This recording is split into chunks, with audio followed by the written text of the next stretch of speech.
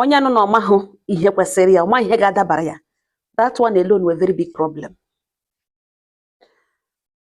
Ọ bụrụ na ị nọ nga lugbu ene tụrụ ntị ala n'ihi na ihe mere onye ọzọ ka onye ọzọ ji mụrụ akụ. Ka m bido n'okwu m with a brief illustration. Ndị a mụrụ 1940s topụtara na 1960s, ha ekwuwe na elu na ala emebisịrị na ihe adịzighị mma, na mgbe ha wụ ụmụaka na things dị better then, na ka ga-eme ka agaghị ime. Na ọ bụrụ mgbe ha wụ ụmụaka ha na-eto eto ụdịrị ihe n'ugbo na ọwa arụ this and that, ha na-akọ ya like 1940s wụ mgbe ụwa dị mma. Now ndị a mụrụ 1960s abịa na 1970s 80s na-ekwu na elu na ala emebisịrị chai na mgbe ihe dị mma, mgbe ụwa dị mma.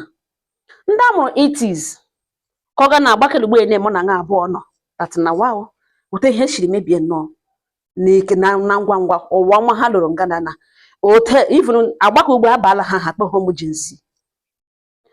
Ka ihe ọ pụtara wụ the world evolves. Egwu kọwarịa agbari egwu ihe a nọ na-awa agbakọ ọhụrụ. Ị gaghị ejiri na ụta na-eshi eme ya mgbe ahụ gị bi ime n'ogbeke ugbo na mba. Oge mbe mbụ nwoke 65, 70, 80 ga-ebelite gaa lụọ nwa 20 something years. Ya na nwa ahụ ga-ebiri n'obi ọma, nwa ahụ ga-echere echiche ime ya ihe ọjọọ. Nwa ahụ ga-eche echiche ịbịa sị ma ya nwa ahụ mgbakasị ọ ihere dị ya emenwe ya. Ọ na-anọlegidezi mmagide mmiri ọkụ nọgidere until ya eme gịnị chi ya chọta ya. Ka awụ oge kemgbe ahụ ka m bịazie n'okwu m. Anọ m otu nwanne nwoke dede onye nna tozuru nụ mgbe nwoke topụtara kpata ego ọrụ ụlọ lụọ nwaanyị mgbe o kwesịrị ịlụ nwaanyị ma ọnwụ ekwe. Nwunye ya mụọra ya ụmụ abụọ, ụmụ ya etoshikwele ego ọ nọ ọfụma. Ya wee kpọọ m na fon si m nwa mba nọ m za ya chọrọ imebi ihe o, ya ga-emebi ihe, ya ga-eme ihe ntị ga n'ọsọ wuruwuru. M si ole ihe nna m gwa m ihe o wetu obi. Ya sị m na ya ga-ata ọkwa jee eze, ya ga-agwa m otu okwu a si dịrị, ya ga straight to the point. Ya sị m na to start with na ya dị 65 years old. Ya wekọrọ m ote o si lụọ nwaanyị eji ọ lụrụ nwaanyị mgbe o kwesịrị ịlụ nwaanyị, nwunye ya nwụọ. Ya hapụrụ ya ụmụ abụọ, ya zụkwa na ụmụ ya abụọ. Dị ọkpara ya na o topụtara ọ lụọla nwaanyị, ada ya nwaanyị na ọ lụọla di mụọ ụmụ na mmara nanụ ya na-ekuwechi sị m mangara feel good. Ya hụ a young girl dị very pretty, and the girl asafọ mgbe ọ matara that girl ya nwa dị 60 years old na nwa ahụ dị 28 years. Na dị nwa na ọ dị humble, dị not down to earth, na azụkwara na ya azụ na ọ na-amagharị mmagharị ihe a na-amagharị na ọmụaka ugbo amagharị na that girl anọghị into that. Na elejikwana ya anya nyere ya aka establish this girl. Na mgbe nne ya sịkwa nne ya ka ya bịa hụ nne na nna ya ọjọọ sị mba sị cheta okwu. Ọ ya ka nọ na-echeta ya na ya abụọ akpala for 5 years na ya spend ego n'ishi this girl, na ya spend ezigbote ego n'ishi this girl, na ya were ego na ahụ nwa. Na ya ka the girl ekwetesị ya bịa hụzie papa ya.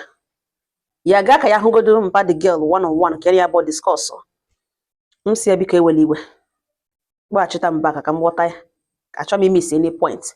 Currently say the 65 na ị matara the girl mgbe dị 60 years, the girl dị 28. Na ihe ọ pụtara this girl na dị 33 years, you are now 65. Yes, exactly. So okay. Na ya ka ya gara jikecha gawa. No, even though na ya age ya, but na ya na-take good care of himself. Na ya ga-agwa na ị ga-ama na ị ga na-ele anya ebe 50 something.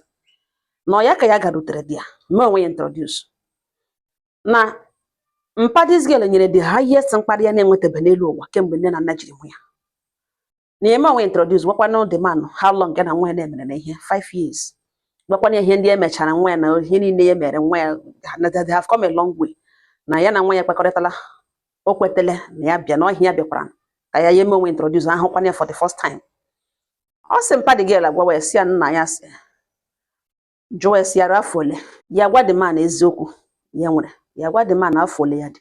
Mpa the girl agwa ya na ya nwa 59 na enwe ihe ga-eme n'elu ụwa ka ya nwa n'anya bambam with clear eyes kpọrọ ada ya nwaanyị kpọrọ ya nwoke dị 65 years tọrọ ya nwa, not because of money, not because of anything. Na ọ gaghị eme na ya adịghị welcome, na ya dị very sorry. Ya sị why not? Na age is just but a number. Ya sị ya na bad girl agwa na ihe asụga na ọwụ Igbo. Na ya agwachane na warn ya. Ya gwa the man sị na ya na try ime ka this man ghọtara ya na nwa ya abịa a long way.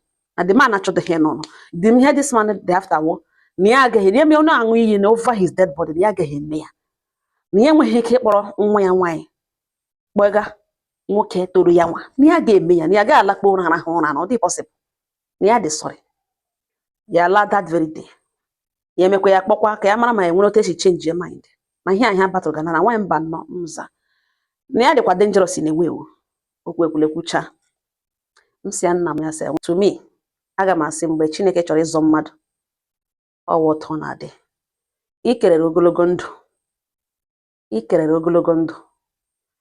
Ị chọrọ ịlụ nwaanyị like onye mgbaka, like ancient and modern man. Ị dị 65 na-aga ịlụ nwata nwaanyị dị 33 years.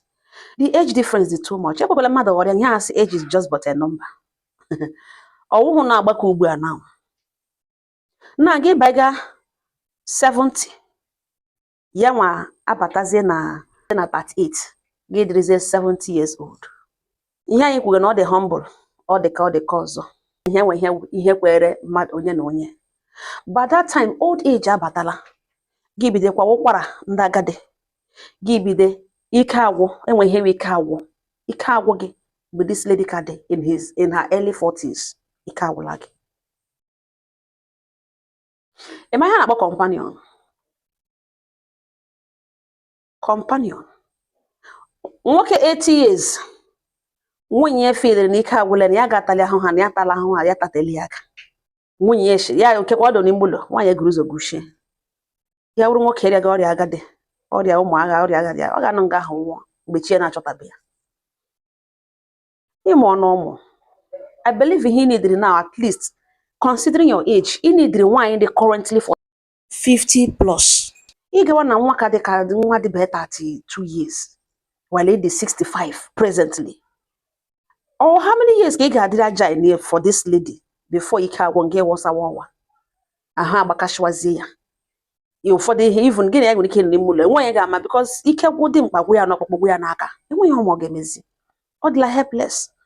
Mana ọ bụrụ onye gịnị ha abụọ ka ga-ekekwe nwaanyị na-etogbu ha etogbu makwanụ na enweghị even outside na ike agwụ kwune ya onwe gị ya. Ọ gaghị eji ike eme na abandon. Ọwụ ihe wụ onye kwere ihe onye na onye. Gị chi bịa were obere nwa gboto wee. Ịlụ ya ugbu a na because of ihe mere ya ogene. Omahoto sha sing no because ọ dị na hurry ịlụ ọ gaghị agwa propose ugboro abụọ ya magoro na ahụ. Mana the reason o ji na-epose na slow ya down because gịnị ọ dịgara ya difficult. Finally, and the mother ma ihe ugbo mpa ya art ga ma ya gwara mpa ya art ya. Because ihe a family ka na-ekwu okwu ya. Emere gị sị ihe ntị ga-asọ wuruwuru ihe ntị ga-asọ wuruwuru. Onwe ihe nọ dị. Because all n'ime relationship ka gịnị abụọ nọ. Ọwụ aka anyị kwa aka ịkpa kwa aka anyị. Ebe nna ya ekwuole ihe dị otu a to avoid ịbịa mewe okwu gị onwe gị jụọ ụmụ. Aga m asị nwa chọrọ onye ọzọ biko. Abịara bịa mewe case ọ bịa mewe ihe dị anya. Hapụwawa all one of those things. Agala achọla age nga you need onye 30 something. It is 65 already. You need onye 30 something. You need onye at least gị na-agbada onye ahụ esoro na-agbadakwa. Mana otu ọbụla o si dị ọ ga-aka gị ike echi. Ya esorokwe na-agbada. Ị gaghị agwụ ya ngwa ngwa. Ị gaghị eji ike ihe ọ gaghị asọ m oyi edes gịnị ya bụ enwe ihe wụ yes. Because old age comes with a lot of mama dị pụta ya tụọ aka sị onye nnọọ wụ di ya. Awasị onye nnọọ nwunye ya. Onye ọbụla sị na age is just but a number. Onye ahụ ghọrị gị onwe ya. That person aghọrị onwe ya. Ị ga-eme ihe n'usoro ọ dị mma ile anya. Ị ga-eme ya ga-eji ọtụtụ ofu ihe ị ga-eji kasie onwe gị obi ka ị baigodo ebe ị na-aga enwe peace of mind. Age is just but a number. Ọ bụghị nke inye mmadụ complete 30 something years. Enwe mgbe a ga-eme ị ga-eshili n'elu bed eritulidi. Gị dị down. Mmadụ ahụ na onye ahụ egohere ụzọ bịa ebe a bịa ahụ gị. Ọ mgbe aka na-ekwu ya. Mgbe aka a na-ama na yes enwere m companion. Gị hụ onye ike gwakwa otu ọgwụ ga ọ ma ọ na-eme ka wezere ọnụ provision dị na-abịa elu ọnụ na-ekwupụrụ onwe ọnụ ọka. Ị gaghị alụrụ nwunye nga awụzi onye like enwe ihe ị gaghị alụrụ onye ga-abịa ilenga onye kwesịrị ilenga nka wa ụmụ gị. onye nwere right ile ụnụ nka ile nka wụ ụmụ ịmụrụ ọwụ gị mụrụ nwa ịzụrụ nwa ahụ tara nga na ewu nne na nna ya gị zụọ ya ọ ụmụaka ka ọ dịrị ile nne ha na nna ha nka ị gaghị aga lụrụ a young girl na nwunye gị gị dewe n'ile gị nka enwe ihe awụ oge mbụ ị na-emeki choice make a choice because ime zụrụ ịlụ ya n'oge ọ dị na nwunye ka gị na-alụga ya bịa elu onwe ọ ka gbabụ ndụ ahụ ya ka na-akpụ ya oku gị nwa ya wụsawa lọwa wụsawa kpọkpọ wụsawa everywhere nọrọ n'elu bed nọrọ nga ahụ akwụkwara agadi apụta ike ọgwụgwụ apụta ikekwe ibido ịbazila ịbazi onwe nwa mmamịrị ahụ ihe awụ ọrụ dịra ụmụaka ọrụ dịra nwunye ole sọwụzi ihe mberede ọrịa dagidere ikekwe di nwere accident ọ dị nri abatala ya n'ahụ mana when it comes to old age a na-ekwukwe old age imagine somebody dey 42 years na-ele biri with onye 80 years plus ọ ga na-adị off most times ọ ga na-adị off ahụ ya ka na-akpọ ya oku